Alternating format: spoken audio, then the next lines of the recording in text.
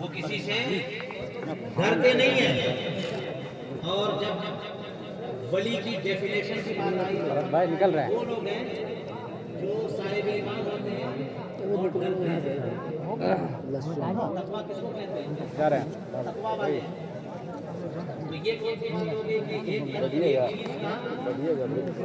की नफी हो और फिर उसी का इस्बात हो, एक चीज की नफी हो फिर उसी का इस्बात हो। ये किसी से डरते नहीं है। लेकिन होते कौन लोग हैं? ये वो लोग हैं जो ईमान वाले होते हैं, डर वाले होते हैं। असल बात ये है कि बंदा एक वहदहू ला शरीक अल्लाह रब्बुल इज्जत से डर ले, उसके डर को दिल में समा ले और दुनिया के सारे डर से बेखौफ हो जाए। अगर बंदा अल्लाह तबारक व तआला से नहीं डरता तो फिर वो जिसको भी अपने से बड़ा पावरफुल समझता है उससे डरने लगता है। बंदा कभी बड़े पहलवान से डरने लगता है, सांप और बिच्छू से डरने लगता है, हशरातुल अर्द से डरने लगता है, शेर और चीते से डरता है। बल्कि आजकल हमारी बरादरी का हाल तो यह है कि चींटी और चींटों से भी डरने लग जाए, भौरों से भी डरने लग गए, मक्खी और मच्छर से भी डरने लग गए। तो इंसान अगर अल्लाह तबारक व तआला से नहीं डरता तो फिर बम बारूद से डरेगा, फिर क्लाशन कोफ से डरेगा, फिर तोप से डरेगा, फिर मिसाइल से डरेगा, फिर एटम बम और टाइम बम से डरेगा। मगर अगर वही बंदा अगर अपने दिल में एक वहदहू ला शरीक का डर समा ले फिर वो किसी चीज से नहीं डरता। इसलिए सुन लो, ये वो लोग हैं जो सिर्फ एक अल्लाह का डर अपने दिल में समाते हैं, एक अल्लाह का डर और उसका खौफ अपने दिल में सजा लेते हैं और सारी दुनिया के डर से बेखौफ होते हैं। ये वो लोग हैं औलियाए किराम। अब इन औलियाए किराम में कुछ वो लोग हैं जो असहाबे हाल होते हैं, कुछ वो हैं जो असहाबे काल हैं और कुछ वो हैं जो असहाबे हाल हैं। मैं जिस बारगाह का तज़किरा करना चाह रहा हूँ उनका नाम असहाबे हाल है। मैं जरा असहाबे हाल का तज़किरे के तौर पर कुछ बातें आपके सामने अर्ज़ करूँ। हमारे इमाम अहले सुन्नत मुजद्दिद दीन मिल्लत इमाम इश्क़ मोहब्बत हामी सुन्नत माही बिदअत आला हज़रत इमाम अहमद रज़ा फ़ाज़िल बरेलवी रज़ियल्लाहु तआला अन्हु से सवाल हुआ। तवज्जो मैं चाहूंगा। इमाम आला सुन्नत से सवाल हुआ, शरीयत क्या है, तरीक़त क्या है, हकीकत क्या है? शरीयत क्या है, तरीक़त क्या है, हकीकत क्या है? इमाम अहले सुन्नत फरमाते हैं रसूल करीम अलैहिस्सलाम के अक़वाल शरीयत है, रसूल करीम अलैहिस्सलाम के अफ़आल तरीक़त है और रसूल करीम अलैहिस्सलाम के अहवाल ये हकीकत है। ये इमाम ज़माना में इतना मुश्किल सवाल पेश किया गया और इमाम ने खुतबा इसकी तफसीर करते रहे, शुअरा इसकी तफसीर करते रहे, मुसन्निफीन इसकी तफसीर करते रहे। जो हमारे इमाम अहले सुन्नत ने फरमा दिया अक़वाले रसूल शरीयत है, अफ़आले रसूल तरीक़त है, अक़वाले रसूल ये हकीकत है। क्या बात है। आप देखिए अक़वाले रसूल पूरी दुनिया को एड्रेस करते हैं, पूरी दुनिया को और क़यामत तक के लिए रसूल करीम अलैहिस्सलाम जो शरीयत लेके आए सिर्फ सहाबा तक महदूद नहीं थी, सिर्फ ताबईन तक या पहली सदी तक महदूद नहीं थी, क़यामत तक के लिए और सारे दुनिया के मुसलमानों के लिए। तो अक़वाले रसूल सबके लिए है। लेकिन आज की डेट में क्या अक़वाले रसूल देख सकते हैं? क्या आज स्टडी कर सकते हैं? क्या रसूल करीम अलैहिस्सलाम के आमाल और किरदार का सर की आंखों से मुशाहिदा नहीं कर सकते? तो अफ़आले रसूल ये सहाबा की खुशूसियत है, ये सहाबा किराम ने सर की निगाहों से देखा। लेकिन अब आगे बढ़िए, अहवाल का जो मरहला, जो हकीकत मरहला है, ये तमाम सहाबा भी नहीं, उनमें भी चीदा चीदा लोग हैं, चीदा लोग हैं। हजरत अबू बकर सिद्दीक रज़ियल्लाहु अन्हु, हजरत उमर फारूक रज़ियल्लाहु अन्हु, सैयदना अली इब्न अबी तालिब रज़ियल्लाहु अन्हु, हजरत अबू ज़र ग़िफ़ारी रज़ियल्लाहु ताला अन्हु, ऐसे मुक़द्दस सहाबा जिन्होंने नबी अकरम सल्लल्लाहु अलैहि वसल्लम को खलवतों में भी देखा, जलवतों में भी देखा, सफर में भी देखा, हज़र में भी देखा, मजमे में भी देखा, तन्हाई में भी देखा, उजाले में भी देखा, तारीकी में भी देखा। उन्होंने अपने आला रसूल को भी सुना, पहले रसूल को देखा और आले रसूल का भी तज़किया किया।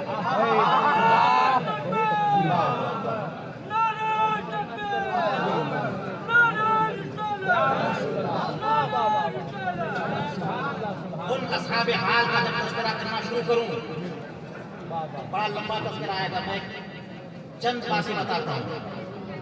एक बुजुर्ग से सवाल हुआ कि बताइए ज़कात कितनी दी जाए। सिंपल सवाल है ना, बहुत आसान सवाल है। ज़कात कितनी है? तो वो पूछते हैं कि जनाब ये बताओ, मुक़ाम के हिसाब से बताऊं या सूफियाए किराम के हिसाब से बताऊं या आरिफीन के हिसाब से बताऊं? किस एंगल से तुम्हें समझना है कि ज़कात कितनी? तो क्या मतलब?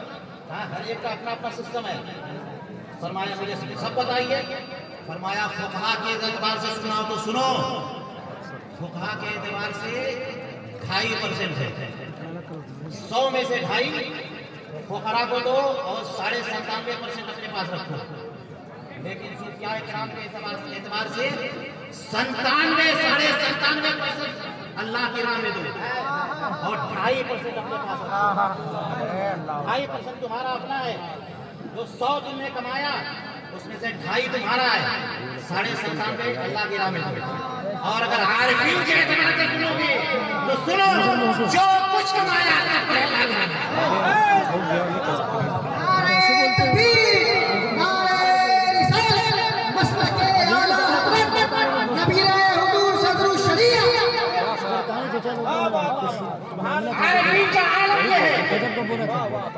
ज़कात की बात करते, जो कुछ कमाया वो सब अल्लाह की राह में। और नहीं तो अगर 2-4 दिन तुमने अपने पास रख लिया तो उसका कफारा भी अदा करो कि तुमने अपने पास रखा क्या। पूछने लगे कि ये आपने ये जो बात फरमाई है दलील क्या है? फरमाइए दलील क्या है? दलील हज़रत सिद्दीक़ अकबर रज़ियल्लाहु अन्हु का अमल है। बहुत उम्दा, बहुत उम्दा। जब रसूल करीम अलैहिस्सलाम ने तबूक के लिए चंदा किया था, लोग ले लेकर के आते थे, कोई गठरी में लेके आ रहा, कोई दामन में लेके आ रहा। हुजूर करीम अलैहिस्सलाम ने कह दिया था अपने घर वालों के लिए भी कुछ रखना और हमारे लिए भी लाओ। तो जो लेकर के आता चंदा हुजूर करीम अलैहिस्सलाम कबूल करते और पूछते घर वालों के लिए क्या छोड़ा, घर वालों के लिए कुछ छोड़ा कि नहीं छोड़ा। हजरत उमर फारूक रज़ियल्लाहु अन्हु बहुत ज्यादा लेकर आए, पूछा घर वालों के लिए क्या छोड़ा। हाँ या रसूल अल्लाह, जितना मेरे पास मालो मनाल था सबके मैंने 2 हिस्से किए, आधा आपकी बारगाह में लाया हूँ, आधा घर वालों के लिए। अब हजरत सिद्दीक़ अकबर रज़ियल्लाहु अन्हु की बारी आई, वो सिद्दीक़ अकबर सब कुछ लेकर के आए, यहाँ तक कि वो जो कपड़ा अपने ऊपर था उस कपड़े को नहीं निकाला और अपने ऊपर बोरिया अपने ऊपर ज़ेबे तन किया और जो बटन था उस बटन को भी तोड़ करके रसूल करीम अलैहिस्सलाम के बारगाह में लेके आए, कांटे से अपने इसको कुत्ता बनाया और लेकर के रसूल करीम अलैहिस्सलाम की बारगाह में हाजिर हुए। कहते हैं वाह,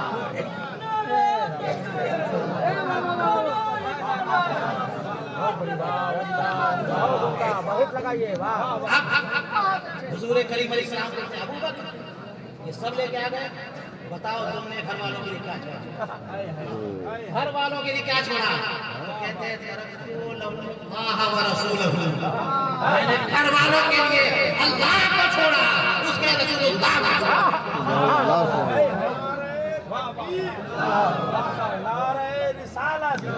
ये शान है अहलुल्लाह की, ये शान है अरबाब हाल की, ये शान हाल वालों की।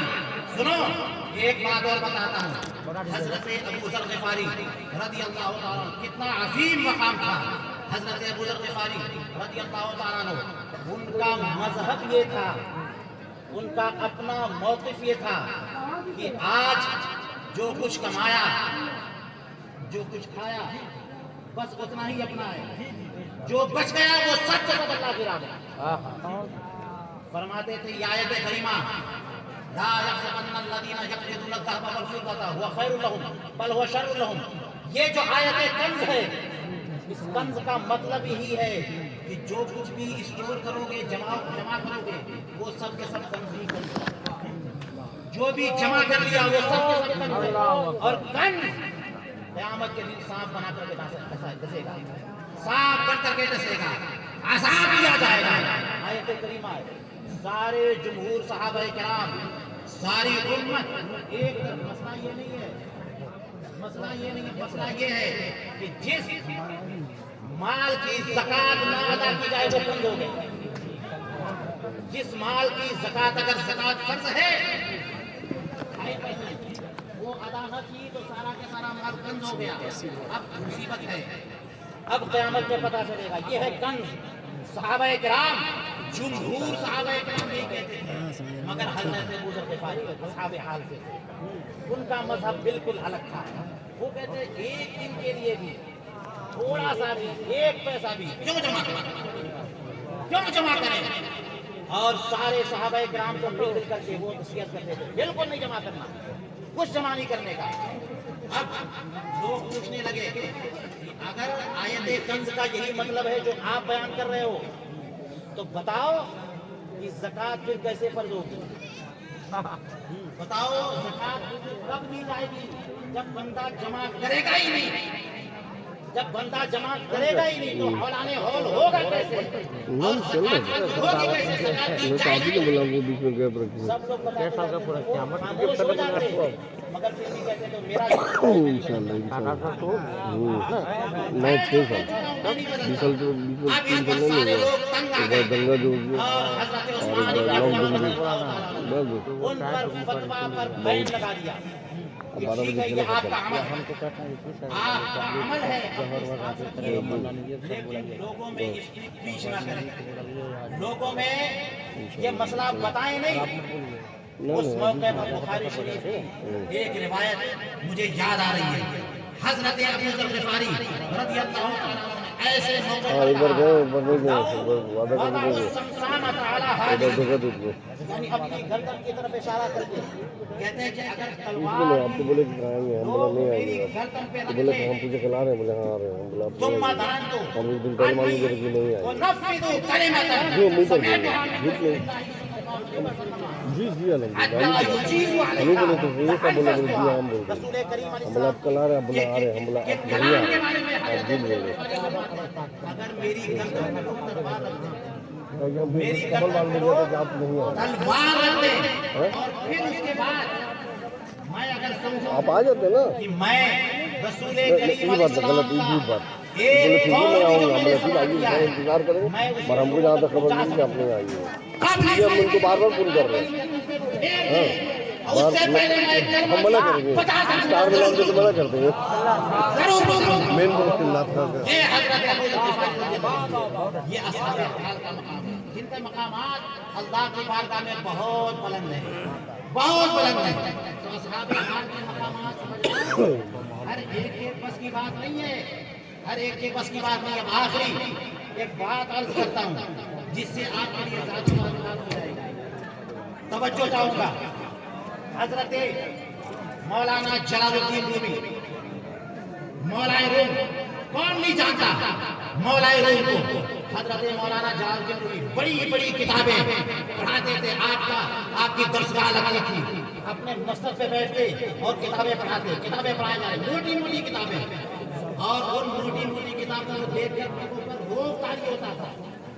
जब आप अपनी किताबें पढ़ा रहे होते, इतने में एक दरवेश फकीर सूफी मनुष्य आदमी आ गए वहां पे, और आके खामोशी से खड़े होकर सुन रहे हैं, सुने, तवज्जो कर रहे हैं कि क्या कैसे दर्ज हो रहा है, ये क्या क्या पढ़ा रहे हैं। देर तक सुनते रहे, यहाँ तक कि आखिर में कहने लग गए कि कि ये चीज ये क्या है, ये क्या है। तो हजरत मौलाना जलालुद्दीन रूमी फरमाते हैं ये कालस तुम नमी तवानी, ये काल है, इनका समझना तेरे बस का रोग नहीं है, तुम नहीं समझ पाओगे। ये मोटी मोटी किताबें, बड़े बड़े मुफक्किरीन के अक़वाल, बड़े बड़े फिलासफर्स के अक़वाल, बड़े बड़े फुक़हा के अक़वाल, इनका समझना हर एक के बस का काम नहीं है। ये कालस तुम नमी तवानी, इतना जब सुना तो उस दरवेश ने उनको जलाल आ गया और आगे बढ़े। सारी किताबें मौलाना रूम की समेटी और समेट करके अपने दामन में लिया और लेकर के चलते बने। सामने हौज था, सारा के सारा सारी किताबें हौज में डाल, सारी किताबें हौज में डाल दी। अब जितने तलामिज़ा थे सब साथ मिलकर के नींद खराब। हजरत मौलाना रूम ये भी पेश में आ गए कि मेरी वो किताबें कितनी मुश्किल से उनका नुस्खा बनाया था, सब उठा करके तुमने हौज में डाल दिया। तेजी से बढ़े उस फकीर की तरफ और वो फकीर हौज में डाल करके चलते बने। इन्होंने ताक़ुब किया, पीछा किया। जैसे ही उन्होंने पलट करके देखा कि सब लोग तैश के आलम में मेरी तरफ बढ़े चले आ रहे हैं। फरमाया तुम लोग क्या क्या मसला है? कहा कि हमारी वो किताबें आपने बर्बाद कर दी। फरमाया कि बर्बाद कर दी, क्या कर दिया, क्या तुमको उसकी जरूरत है? कहा हमें उसकी जरूरत है। फरमाया चलो मैं वापस देता हूँ, चलो क्या मसला है। अब आए और आने के बाद आपने एक छलांग लगाई उस हौज में, और हौज में छलांग लगाने कर नीचे से किताब उठा रहे हैं, उठा के दे रहे हैं, उठा के दे रहे हैं, एक उठा रहे हैं। अब इन लोगों ने देखा तो किताब में से पानी नहीं टपक रहा है बल्कि गर्द गुबार टपक रहा है। सूखी किताब, बिल्कुल सूखी सूखी किताब दे रहे हैं और गर्द गुबार टपक रहा है, गर्द आलूद, कोई पानी का एक कतरा भी नहीं। जब ये किताबें इस तरह से खुश्क देना शुरू किया तो हजरत मौलाना रूम ने फरमाया ये चीज ये क्या है? फरमाया ये हाल है तुम नमी तवानी, ये हाल है तुम समझ नहीं सकते।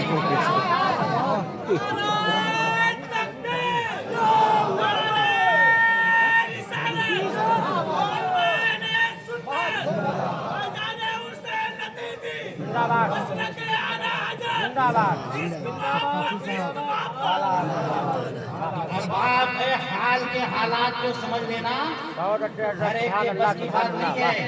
और सुन लीजिए, जहाँ अरबाबे हाल के मकामात खत्म होते हैं वहाँ से अरबाबे हाल के मकामात शुरू होते हैं। वाह, जिंदाबाद जिंदाबाद। जभी तो मौलाना रूम ने फरमाते हैं कि मौलवी हरगिज़ नशुज मौलाए रूम ता गुलामे शम्स तबरेज़ी नशुज।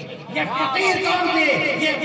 ये शम्स तबरेज़ी, ये जो फकीर जिन्होंने निकाल करके दिया, ये कौन थे? हज़रत शम्स तबरेज़ी। अब उन्होंने किताब छोड़ी, दस्तगाह तोड़ी और हज़रत शम्स तबरेज़ी के पीछे पीछे हो गई, वही पीछे पीछे हो रही है। क्या कहने हैं भाई, माशाअल्लाह। हरगिज़ नशुज मौलाए रूम ता गुलामे शम्स तबरेज़ी नशुज। अरबाबे हाल को समझना हर एक के बस की बात नहीं है। आज हम जिस अजीम शान बारगाह में हाजिर हैं, जिस बुजुर्ग का उर्स मना रहे हैं, उस बुजुर्ग की क्या हैसियत है, उस बुजुर्ग की क्या अहमियत है, उनका समझना हर एक के बस का रोग नहीं है। बिल्कुल लोगों ने नहीं समझा, उनके जमाने में नहीं समझा, उनसे पहले उनके बाद भी लोगों ने नहीं समझा, लेकिन अरबाबे हाल समझ सकते हैं उनके मकामात। उनके खानवादे ने दीन की हर जहत से खिदमत की है, हर जहत से खिदमत की। मेरा खानदान, हमारा भी ताल्लुक इस खानवादे से है। हम लोग फिक़्ह की, हमारे बुजुर्गों ने फिक़्ह की, हदीस की और किताबों की उलूम दुनिया की बहुत खिदमत की है। लेकिन जब हजरत आशिक़ अब्बास की बारगाह की बात आती है तो हमारे खानदान के बड़े बड़े लोग आकर के यहाँ पर सरे तस्लीम खमते, हुजूर सदरुल शरिया अलैहि रहमत व रिज़वान भी यहाँ पर आकर के हाज़िरी दिया करते थे। ये वो बारगाह है जिस बारगाह के दामादी का शरफ हुजूर सदरुल शरिया को हासिल है, जिस सदरुल शरिया को पूरी दुनिया मुसन्निफ़ बहार शरीयत कहती है, फ़क़ीह आज़म हिंद कहती है। वो बादशाह, वो फ़क़ीह आज़म हिंद इनके दामाद। सोच रही है ये अरबाबे हाल में से वो मकाम कि ना फिक़्ह की किताबें इनसे ओझल है, ना हदीस की बता दे इनसे हो जाना। अगर फिक्र फकाहा से दूर होते तो हजरत सदरुल शरिया सबसे पहले हाथ पकड़ते, सबसे पहले वो ऑब्जेक्शन करते। मगर हुजूर सदरुल शरिया ने कोई ऑब्जेक्शन नहीं किया, उनकी बारगाह में हाजिरी देते, उनके खानदान के सारे काट लेते। आज मैं एक उनके तस्करे पर मुश्तमिल एक तस्नीफ के इजरा के लिए खड़ा हुआ और मुझे बेहद मसरत है, बहुत खुशी है कि आज हमारे चचा हजरत मौलाना गुलाम समदानी साहब, इनको हम बचपन से हमारे चचा लगते हैं, हमारी अम्मी भी इनको चचा कहती हैं और यह जी वो गरीब रिश्ता है कि हम भी चचा कहते हैं, लेकिन अगली नस्ल भी चचा ही कहिए। पूरी कौम के चचा आएंगे, जितने लोगों से सुन लीजिए चचा ही चचा है। इन्होंने वो अजीमुशान कारनामा अंजाम दिया है, वो अजीमुशान कारनामा अंजाम दिया जिसको अगली नस्लें याद किया करेंगे बिल्कुल इंशाअल्लाह। और ये ऐसा कारनामा नहीं जो आज के लिए, बल्कि हमारे पहले की पुरखों के ऊपर जो कर्ज था वो कर्ज इन्होंने अदा किया। जिंदाबाद जिंदाबाद। ये किताब नहीं आज से 50 साल पहले आ जानी चाहिए। मगर मिजाज की बात यह है, इस किताब को पढ़िए आप, अंदाजा होगा हजरते आशिक पाकबाज जिस तरह के आशिक थे, उन्होंने अपनी सारी औलाद भी आशिक ही पैदा की। सारी औलाद मस्त कुछ फिक्र नहीं कि अपने बाप का तारुफ करें, अपने दादा का तारुफ करें, सब मस्त है दीन की खिदमत में, सब मस्त है जिक्र में, फिक्र में, जिक्र में, सब के सब। अब कोई आज की डेट में पूछे कि क्या अल्लामा अरशद काज़ी को तौफीक नहीं हुई, अल्लामा गुलाम आसी को तौफीक नहीं हुई, अल्लामा फज़ाइल अहमद को तौफीक नहीं हुई, अल्लामा गुलाम दस्तगीर को तौफीक नहीं हुई। अरे इन लोगों का मजहब ये नहीं था कि हम अपने आप को और अपने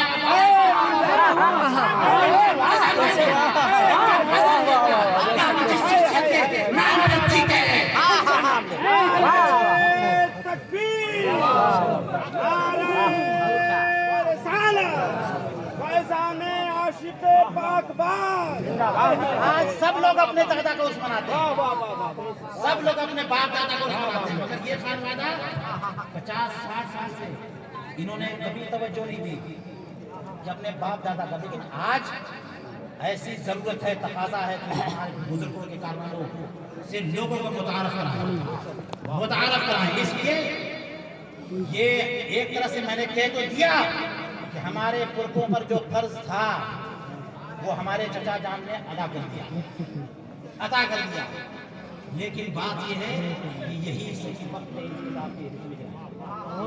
यही सही वक्त है, वरना बुजुर्गों ने करना होता तो कर दिया होता।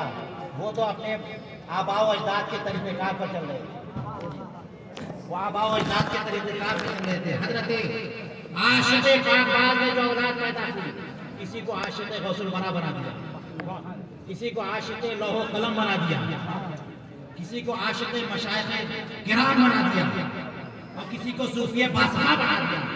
जिसको देखिए हर एक में नया रंग और नया रंग। और सुभान अल्लाह, मैं अपनी दादी जान को जानता हूँ, हमारी दादी जान जो इनकी साहबजादी हमारी दादी जान और इनके चारों साहबजादे, और तफसील तो पूरी किताब में पढ़िएगा। सबकी एक ही शान नजर आती है और रंग अलग अलग है। शान एक है, रंग अलग अलग है। हर एक की शान ये है कि इनके सामने उनका रोग इतना तारी था कि बड़े से बड़े उलमा उनके सामने बोल नहीं सकते थे। हजरत फैजुल आरिफीन अल्लामा गुलाम आसिफिया रहमतुल्लाहि ताला अलैह, जिनके पास वक्त के अजीम शान आलिम दीन थे, अल्लामतुल थे, बड़े बड़े उलमा उनके सामने ज़बान खोलने में हिचकिचाते थे। अल्लामा अरशद क़ादरी अलैहि रहमतुल रिज़वान अजीम राइटर थे, लेकिन वक्त के मुफ्तियान इकराम भी संभल करके ज़बान खोलते थे, संभल करके। और इसी तरह मेरी दादी जान, मेरी दादी जान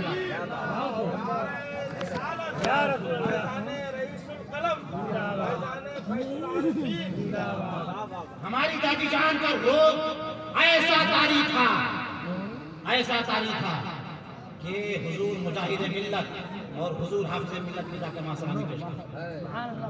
किसी की हिम्मत नहीं थी। एक मरतबा खानदान के एक साहब ये समझ करके कि घर ही है, घर में चले आए। जब दादी जान की नजर पड़ी तो फौरन कुछ न आओ देखा न ताओ, फौरन रास्ता दिखाया, तुम दिखा रहे। अब बाद में पता चला कि वो खानवादे के थे, तो फिर दोबारा पर्दे का इतना शानदार एहतमाम हमारी दादी जान, ये किसी की हिम्मत नहीं होती थी हमारी दादी जान के सामने कि कोई शरीयत के खिलाफ एक कदम भी उठाए, एक कदम भी उठाए।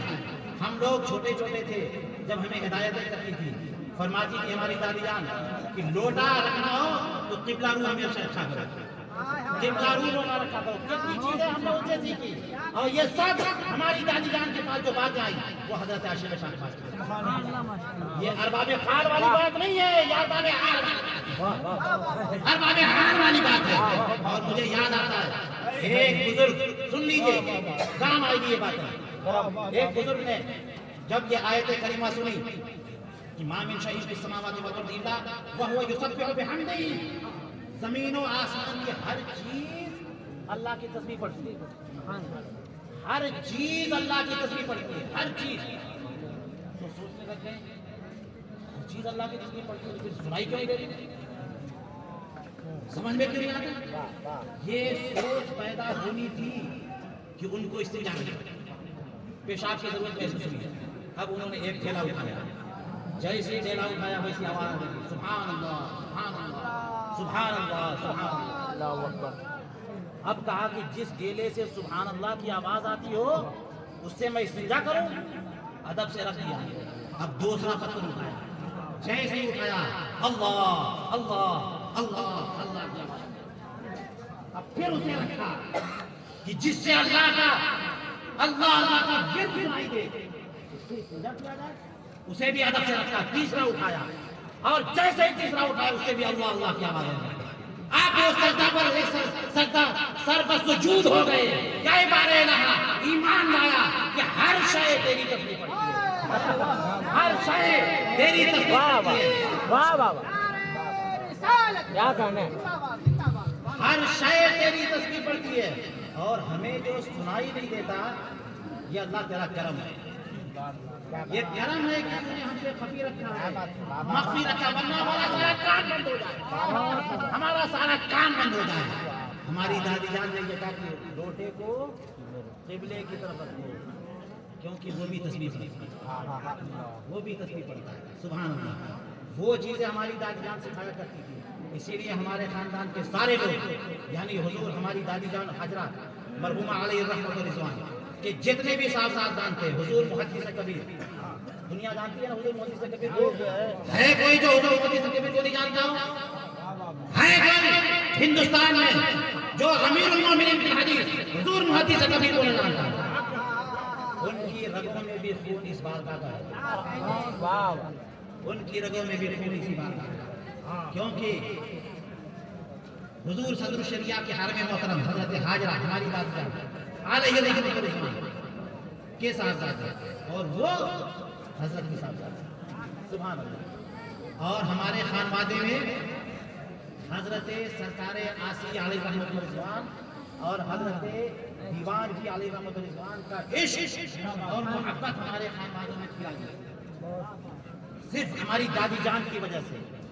हमारे खानदान के लोग खानकाए रशीदिया के न्याज़मंद हुआ करते हैं, न्याज़मंद हैं, और उनकी बारगाह के फैज़ व बरक़ात हम हासिल करते हैं और अल्हम्दुलिल्लाह उनकी बारगाह के फैज़ व बरक़ात हमें हासिल करते हैं। तो कहना ये कि हज़रत आशिक़ पाकबाज़ अलैहि रहमत रिज़वान के तज़किरे पर मुश्तमिल किताब छोटे छोटे चुटकुल वाक़यात में लोग सुनते रहते हैं, सुनते रहते। अभी आपने एक शेर में एक वाक़या सुना ना, सुभान अल्लाह। ये जो कुछ मैं बयान कर रहा हूँ ये उस किताब का तारुफ भी है, वो सुना होगा। एक शायर ने एक शेर में वो तज़किरा बयान कर दिया, क्या इश्क़ मशाइख़ और फनाफ़ शेख का क्या नया वर्जन हज़रत आशिक़ पाकबाज़ ने पेश किया कि सियालदाह एक्सप्रेस जब वहां से होके आती जौनपुर शरीफ से, जौनपुर शरीफ से होके आती, और जी और यहाँ धनबाद होते होते सियालदा जाती। हम लोगों ने भी सियालदा में बहुत सफ़र किया बचपन में। अब टाइमिंग की वजह से हमने छोड़ दिया उसे। सियालदा में बहुत सफ़र किया बचपन में, उसी के जरिए हम नानिहाल आया करते थे। तो सियालदा एक्सप्रेस जब जौनपुर होकर के आती है और धनबाद पहुंचती है तो यही आशिक का पास है। जब टाइम हो जाता है उसका और जब दिल चाहता कि जरा हम अपने शेख के दरबार से होकर आने वाली ट्रेन की ज़ियारत तो करें। हम अगर शेख की बारगाह में बार बार नहीं जा सकते तो शेख की बारगाह की फजाओं से, वहां की हवाओं से मुआत्तर होकर के ये ट्रेन आ रही है, तब सब लोग उसकी ज़ियारत करें। ये मोहब्बत का वर्जन कहाँ मिलेगा? आशिक़ शाहबाज की बात है। हर जगह नहीं मिलना, हर जगह नहीं मिलना, यही मिलेगा, ये मिलेगा। तो ये वाक़यात आपको पूरे के पूरे एक जगह इस किताब में हमारे चचाजान ने जमा कर दिया। छूट छूट वाक़यात आपको बहुत मिलेंगे, मगर ये बहुत सारे वाक़यात अल्हम्दुलिल्लाह जब ये किताब मेरे सामने आई, ये किताब जब ये आई तो मैं तो पहली पूरी किताब पढ़ गया। पूरी किताब में माशाअल्लाह बहुत कुछ सीखने को मिला। इस किताब से अंदाजा हुआ कि लोग समझते हैं आशिक़ पाक सिर्फ सूफी मनुष्य आदमी थे। अरे इनका खानमादा अजीम इल्मी खिदमत अंजाम देते। इस किताब को पढ़िए तो अंदाजा होगा कि कितने वहाबियों से मुनाज़रे किए गए, वहाबियों को शिकस्त दी गई इस खानमादे के जरिए। किताबें तस्लीफ की गई है, रेलवे की खिदमत की गई है, दीन की खिदमत, मसलक की खिदमत इस खानवादे से। और चाहे रसूल करीम अलैहिस्सलाम का इश्क देखना हो, चाहे हज़रत गौसे पाक रज़ियल्लाहु अन्हु का इश्क देखना हो, चाहे अपने मशाइख़ किराम का इश्क देखना हो, हर एक इश्क का रंग निराला है। यहाँ तक कि आप देखिएगा कैसे हज़रत फैज़ुल आरिफ़ीन गुलाम आसिफ़ी अलैहिस्सलाम जब हज करके आए तो उनके वालिद गिरामी हज़रत आशिक़ शाहबाज कैसे उनको करीब बैठा करके पूछते हैं, कैसा लगा तुम्हें मदीने में? गुंबद खज़रा कैसा लगता है? मदीने की ज़मीन कैसी लगती है? मदीने की हवा कैसी लगती है? फ़ज़ाएँ कैसी लगती हैं? गुंबद खज़रा शरीफ कैसा लगता है? ऐसे ऐसे सारी चीज़ें आपको तफ़सीलात में मिलेंगी।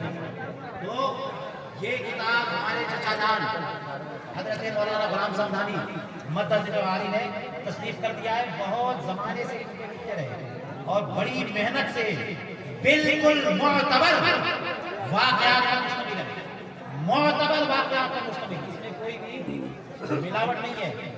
अगर मिलावट करनी होगी इनको तो इसका 10 गुना मोटी किताब लिखते हैं, ये इसकी 10 गुना मोटी किताब लिखते हैं, क्योंकि ये खानवादा इनके ताल्लुकात में लिखने वाले एक से एक माहिर मौजूद हैं, कलमकार मौजूद हैं, इनको सबको पता है।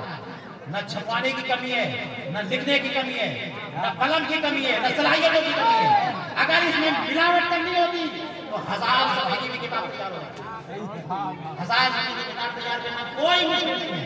लेकिन बिल्कुल खालिस, मुखलस, मुंतखब, सच्चे, मुअतबर, बावजूद ज़राए से किताब जिसमें ज़र्रा बराबर किसी बात में कोई शक नहीं है। इस किताब को लिया जाए, पढ़ा जाए। मैं समझता हूँ ये उर्फ, आज का उर्फ इस एंगल से ये तारीख बना रहा है, तारीख बना रहा है कि जो इस खानवादे और इसके मुतक़िदीन और मुतवस्सिलीन और चाहने वालों को जो कर्ज था हमारे और आज की डेट में इसकी रस्म इजरा अदा की जाती है। इसलिए मैं ये किताब आपके सामने पेश करता हूँ और इसे जरा खोल के दिखाइए। लीजिए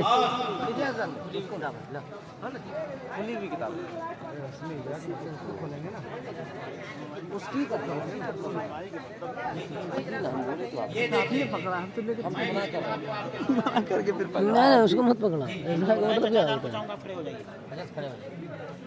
आपने बड़ी मेहनत की है, थोड़ा मशक्कत जरूर है, मगर हम लोग उठाएंगे ना।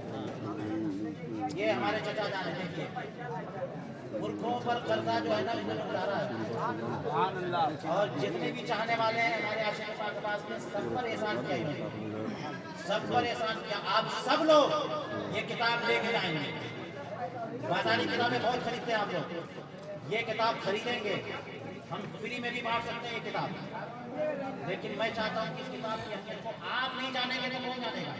क्या बात है। अगर फ्री में तकसीम करने वाले और हासिल करने वालों की लंबी लाइन लग गई तो हम समझ जाएंगे कि आप अहमियत दे रहे हैं।